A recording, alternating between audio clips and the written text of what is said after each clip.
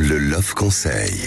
Eh bien, Christophe Médicis, on va parler de cette fameuse demande SMART que vous avez l'air de connaître.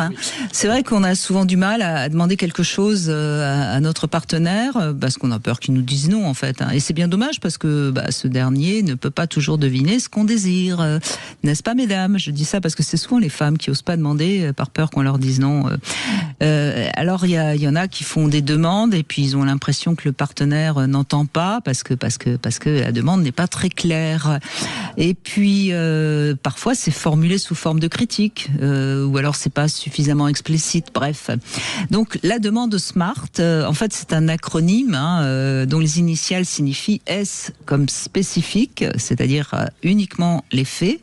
M comme mesurable, A comme atteignable, R comme réaliste, c'est-à-dire en lien avec la réalité du couple. Il ne faut pas demander la lune, par exemple. Et voilà, donc... Et T comme temporellement défini. Voilà, et T comme temporellement défini. Je vois que vous connaissez bien la demande SMART. Mais c'est vraiment important de faire une demande formulée clairement au bon moment aussi. Enfin, oui, bien sûr. Et en formation continue, en coaching, on parle de ça aussi pour les objectifs à se définir, ou pour l'année, ou par semaine. Oui. Et moi, je rajoute toujours E et R. Donc, je dis toujours c'est SMART, R. On peut dire aussi que ça doit être enthousiasmant. Le E, parce que si c'est pas emballant, ton objectif tu l'atteins pas. Et la demande aussi, elle doit t'enthousiasmer. Il faut que la réponse te donne envie que ce soit bon. Et R, c'est à chaque fois quelque chose de bon par rapport à cette demande, se récompenser. D'une manière ou d'une autre, vous voyez Brigitte. Et donc c'est Smart R, mais c'est hyper important de transmettre ça aux auditeurs, parce que les gens ne savent pas ça. Voilà, donc retenez bien ça.